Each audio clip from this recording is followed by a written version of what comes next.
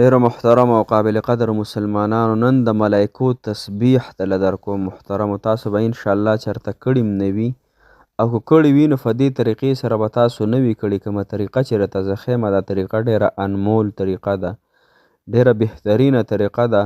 او دا تسبیح محترم مسلمانانو دا د فرشتو تسبیح دی. نو کم سیز چې الله تعالی فرشتو ته ورکړی دی محترمو، نو پوه شئ چې دا تسبیح به دا به احوه دی، خو تسبیح نه وي، دا به یو طاقتور تسبیح وي. ځکه ملایکې الله تعالی د نور نه پیدا کړي. نور نه محترمو، هغه د خوراک نه کوي، څښاک نه کوي، نور څه حاجت نشته دی، نوره څه بیماري نه لري. محترمو، زما او ستاسو حاجتونو دپاره به دا الله تعالی کافي شي، زما او ستاسو مشکلاتو دپاره به کافي شي، زما او ستاسو د بیمارو دپاره به کافي شي. او محترمو، د ټول نه چې غټ او زبردست هغه حاجت دی، نو هغه داسې حاجت دی چې د هغې دپاره به ستاسو الله تعالی کافي او شافي وګرځولی شي. نو دا وظیفه انشاءالله صرف 100 فیرې ده، ډیره بهترینه. زه پخپله هم الحمدلله کومه. زه خو دوه ځایه کومه، یو د سحر مونځ نه پس کوم، یو د مازدیګر مونځ نه پس کوم. او الحمدلله روژه کې دروغ، یو خو داسې هم دروغ ویل ګناه کبیره ده، او یو د روژه کې هم روژه ورسره خرابېږي د بعضې علماو په نسبت باندې. نو محترمو، زه تاسو ته دروغ نه وایم، حقیقت حال درته وایم چې زه پخپله کوم، او الله تعالی پرې راته ډېر عرصه راکړي دی الحمدلله. نو تاسو هم انشاءالله زه غواړم چې تاسو هم شروع کړئ. انشاءالله چې یو هفته یې تاسو وکئ، انشاءالله چې تاسو زندگی بدله نه شوه، ستاسو ژوند کې تغییر رانلی، تبدیلي پکې رانله، نو انشاءالله زه بیا جرم یم چې تاسو څه وایئ بیا انشاءالله، خو تاسو یې په یقین او توجه سره کوئ. خو بعضې وخت کې الله تعالی د انسان مصلحت ته ګوري، د څه وجې نه وظیفه نه قبلیږي، حاجت نه پوره کیږي. نو محترمو، د هغې بیا تاسو په خپله ذمه وار یئ. د هغې طریقه هم درته ښیم چې انشاءالله ضرور به ستاسو دې وظیفې سره حاجت پوره کیږي. السلام علیکم ورحمت الله وبرکاتو. ډېرو محترم او قابل قدر مسلمانانو، درنو خویندو، تاسو به روغ جوړ او هغه مسافر به هر وطنونو کې چې ژوند کوي، الله تعالی دغې مسافرو حامي او ناصر مددګار شي.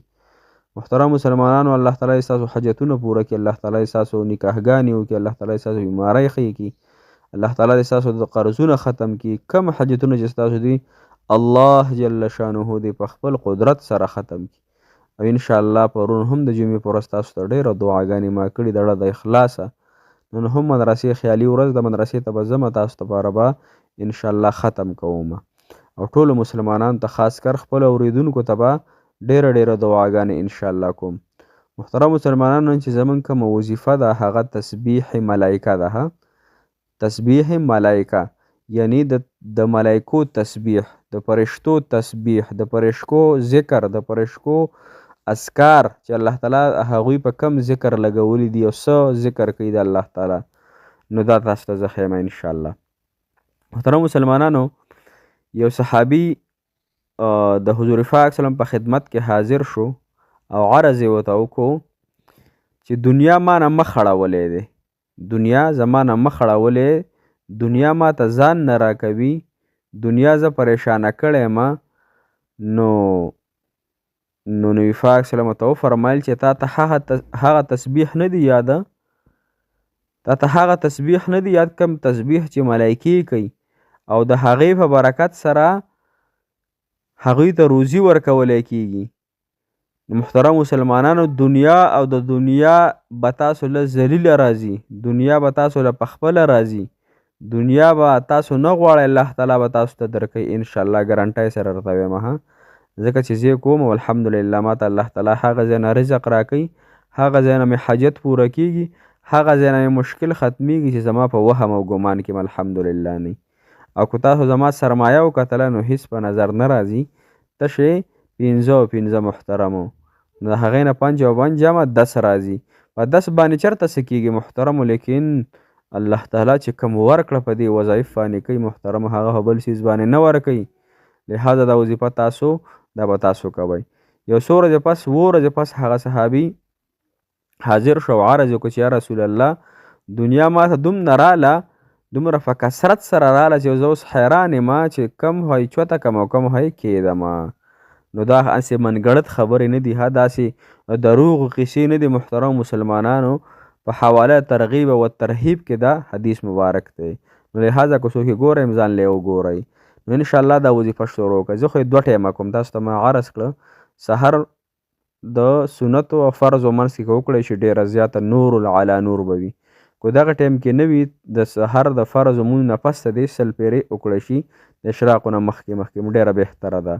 او که مازدیګر لمونځ نه پس وکړی شي نو هم ډېره زیاته بهتره ده. محترم مسلمانانو دا وظیفه به تاسو کړي خو تاسو په پابندۍ سره نه وي کړي، او که ستاسو کار ورسره نه کېږي تاسو بیا د دې سره ګناهونه کوئ. لحاظه ګناهونه هم پرېږدئ او د وظیفه په پابندۍ سره شروع کړئ. پابندي دې سره چې یو ورځ یې کوئ بله ورځ یې نه کوئ، داسې به نه کوئ. روزانه به دا په یاد دهانۍ او توجه سره روزانه اعتبار سره دا تاسو 100 کرته وایئ. که زما په طریقه یې کوئ نو زه سحر لمونځ نه پس 100 پیرې او مازدیګر لمونځ نه پس 100 پیرې، او که تاسو یې وایئ چې صرف 100 پیرې کوو نو هم بهتره ده. وظیفه دا د محترم مسلمانانو سبحان الله وبحمده سبحان الله العظیم وبحمده استغفر الله سبحان الله وبحمده سبحان الله العظیم وبحمده استغفر الله. که څوک اوس منی او که نه منی خو الله تعالی پې داسې رزق ورکوي، داسې مسئلې پې ختمیږي، داسې ګوره چې پیسې در سره وي انشاءالله رشته به دې هم کېږي. صحیح شوه.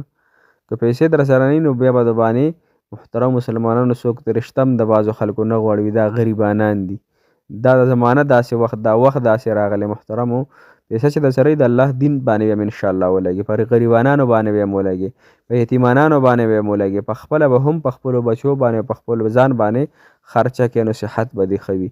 لحاظه پیسې یو نعمت دی د الله تعالی، او دا نعمت ورته په دې وظیفه باندې په ذمهوارۍ سره میلاویږي. او یو ورسره بله وظیفه کوي ماښام ماسخوتن تر منځ صورت واقعه پابندۍ سره انشاءالله وایي.